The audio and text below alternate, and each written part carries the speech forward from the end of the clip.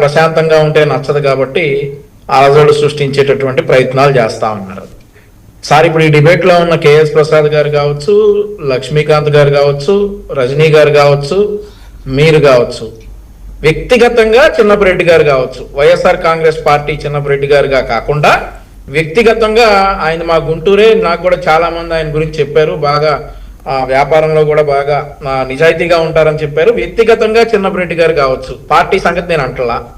మనందరి ప్రధాన ఉద్దేశం ఏంటంటే డ్రగ్స్ అనేటటువంటిది ఎలాంటిదైనా కానీ నిర్మూలించాలి అనేటటువంటి అంశంతో మనం అందరం కూడా రోజు ఈ డిబేట్ లో మాట్లాడినా లేదంటే పబ్లిక్ గా మాట్లాడినా కానీ నేను చిన్నపరెడ్డి గారిని మళ్ళీ చెప్తా ఉన్నా, ఆయన వ్యక్తిగతంగా, పార్టీ పరంగా నేను చెప్పట్లా. ఎందుకంటే వాళ్ళ పార్టీలోనే డ్రగ్ పెడ్లర్స్ ఉన్నారు కాబట్టి, వాళ్ళ పార్టీ సంగతి నేను అంటలేదు కాబట్టి, మిగిలిన వాళ్ళందరూ ఎవరైనా కావచ్చు, వ్యక్తిగతంగా డ్రగ్స్ అనే మహమ్మారి తరిమి కొట్టడానికి మన వంతు కృషి ఏంటనేది మనం అందరం కూడా చేయాలి సార్. ఈరోజు ఈ దేశవ్యాప్తంగా ఉన్నటువంటి రాజకీయ పార్టీలన్నీ కూడా ఏకమవ్వాలి డ్రగ్స్ అనేటటువంటి మహమ్మారిని తరిమి కొట్టడానికి.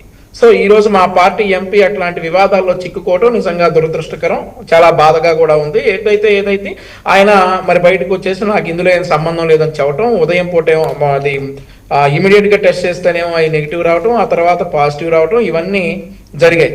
సరే, ఇప్పుడు మన విశ్లేషకులు కేఎస్ ప్రసాద్ గారు ఏమంటారంటే పోలీసులు ఇతన్ని ఎందుకు అరెస్ట్ చేయలేదు, ఇతని మీద ఏదో సాఫ్ట్ కార్నర్ చూపుతున్నారని కేఎస్ ప్రసాద్ గారు అంటారు.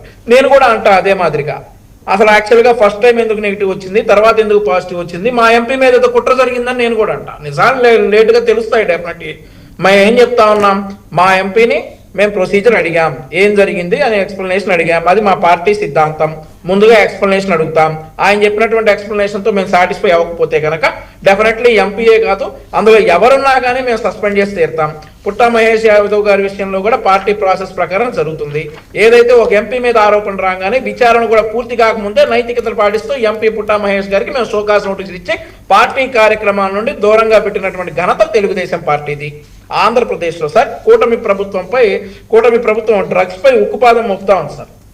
ఇక్కడ చట్టం అందరికీ ఒకటే, సామాన్యుడైనా, ఎంపీ అయినా, మంత్రి అయినా, రాజకీయ నాయకుడి కొడుకైనా, ఎవరైనా కానీ ఈ దందాలో గనక డ్రగ్స్ అనేటటువంటి విషయాల్లో గనక ఇన్వాల్వ్ అయ్యి ఉంటే డెఫినెట్లీ దూరం పెడతాం. అలాగే ఈ పుట్టా మహేష్ యాదవ్ గారిని మా పార్టీ కార్యక్రమాల నుంచి దూరంగా ఉండాల్సిందిగా ఆదేశించడం జరిగింది. ఇప్పటికే యువత మత్తు పదార్థాలకు దూరంగా ఉండాలని, మత్తుకు బానిసైన తమ జీవితాలను నాశనం చేసుకోకూడదని కూటమి ప్రభుత్వం ఈగల్ అనేటటువంటి ఒక విభాగాన్ని ఏర్పాటు చేసి దానికి ఐజీ స్థాయి అధికారిని అధినేతగా పెట్టి ఈ రోజు రాష్ట్రంలో గాంజా పేరు వినపడకుండా కూడా కఠిన చర్యలు మేము తీసుకుంటా ఉన్నాం. కానీ అన్ఫార్చునేట్లీ ఇన్సిడెంట్ జరిగింది. దీని వెనక ఉన్నటువంటిది ఏంటి అని చెప్పేసి ఒక ఎంక్వైరీ, ఆయన ఎంపీ గారిని ఇందులో నిందితుడైనటువంటి వ్యక్తిని మేము వివరణ అడిగాం. అతని వివరణతో కనుక సాటిస్ఫై అవ్వకపోతే డెఫినెట్లీ అతను సస్పెండ్ చేస్తామే కానీ అతనికి మంత్రి పదవి ఇవ్వం సార్, అతను పార్టీ అధికార ప్రతినిధిని చేయండి సార్, అతన్ని తీసుకుని వచ్చి మళ్ళీ సీట్లు ఇవ్వం సార్, అతను తీసుకొచ్చి ప్రత్యేక హెలికాప్టర్లో మాతో పాటు తిప్పుకోం సార్, డెఫినెట్లీ సస్పెండ్ చేస్తాం అతని పాత్ర ఉందని తేలితే. నేను ఇవన్నీ మంత్రి పదవి ఇవ్వనని ఎందుకన్నానంటే సార్, గత ప్రభుత్వం అధికారంలో ఉన్నటువంటి ఒక పార్టీ చేసింది సార్ ఆ పని, అధికార ప్రతినిధి ఇచ్చింది సార్ ఒక వ్యక్తికి.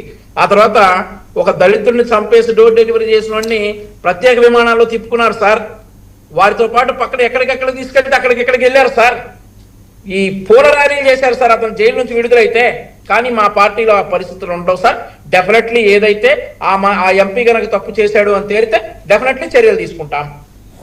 రైట్. ఏంటి నాగబాబు గారు ఆ ట్వీట్లు అవి బాగా వైరల్ అవుతున్నాయి, సందేశం ఏంటి సార్? ఒక విషయం సార్, ఇక్కడ లోకేష్ గారు ఈరోజు అందరి మన్ననలు పొందుతున్నటువంటి నాయకుడు. ఇందాక మేడం రజనీ గారు కూడా చెప్పారు, లోకేష్ గారు డెఫినెట్లీ మంగళగిరిలో ఓడిపోయి మళ్ళీ అక్కడే గెలిచి నిరూపించుకున్నారు, హీఈస్ ప్రూవ్డ్ లీడర్ అని చెప్పారు. ఈ పొగడటానికి కూడా ముహూర్తాలు పెట్టుకోవాలా ఏంటి? పొగడటానికి కూడా ఆయన సందర్భం వచ్చింది. సో ఈరోజు ఆయన ఎంత ఒక మెట్టు దిగొచ్చారు అని చెప్పి ఆ పొగడటానికి కూడా ముహూర్తం అవసరం లేదు కదా సార్. ప్రమోషన్ వచ్చిన ఆనందం అని కదా public talk. No sir, whatever it is sir, పొగడటానికి ఎప్పుడైనా